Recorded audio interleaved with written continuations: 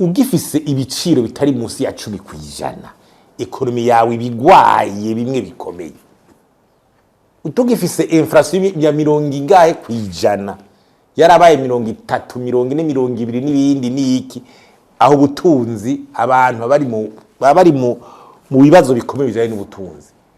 Ugiye ukaraba rero muri buceganyo karaba ico bitaye inflation ibiciro muri bindi bihugu duhana imbe muri aka karere. Nimba twe turi kuri 20%, 20 irenga kwijana, mu Rwanda ni 4.8%. Mu Buganda ni 3%. Muri Kenya ni 4%. Muri Tanzania ni 3%. Izo ekonomi umva ko zidahuye. Tegetse ni bavyumve.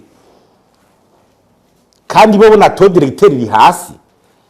Mu Rwanda ni 6.75%.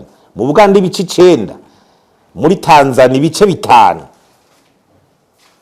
no muri Kenya mbwa twumva cyari bumva bona hamakere ari karatangwa aragwiza umwimba abantu nta inflation uzakubona mu gihugu,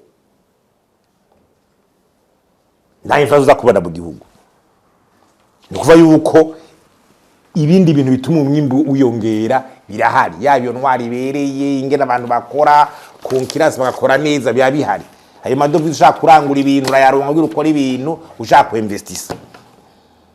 Hamugacura barati none aho iwacu n'umundi ho n'ibyo biciro turiko turavuga ati bere bigomba gukontrola. Okay.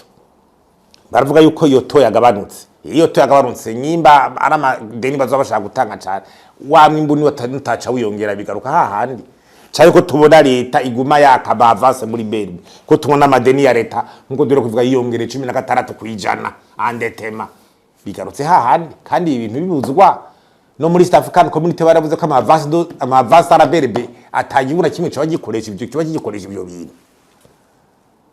Iga mahera wiha muri bere bujana muri economy n'uburozi mu bisanzwe. Abantu batereko bakora tamyi bataki.